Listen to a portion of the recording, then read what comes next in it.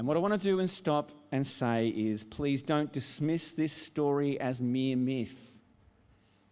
I recognise that this is a really strange moment going on, that there's a lot of stuff that is outside of our experiences. This whole talk about demon possession and the legions of demons inside of a man, doesn't feel like our real life. It feels like something out of movies and stuff like that. But this was, let me remind you, this is a book being written 30 or 40 years after it happened.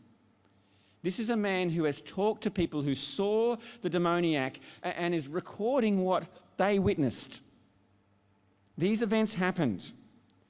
It's only 30 or 40 years. I was thinking 30 or 40 years. What do I think of? The Apple Mac, the first Apple Mac. I'm a geek. First Apple Mac came out 39 years ago. It was the first computer I'd experienced of a mouse and graphical interface. It was revolutionary for its time. 40 years ago from today, it would have only been a couple of weeks after the Ash Wednesday fires. South Australia and Victoria, numerous homes affected, people thrust out. And the thing is, if you wanted to learn about the Ash Wednesday fires, you can go and you can read the newspaper articles, you can go and research it in the library, but right now you could go and talk to someone who was there. I'd be surprised if there's not at least one person in this room with friends who were affected by those fires.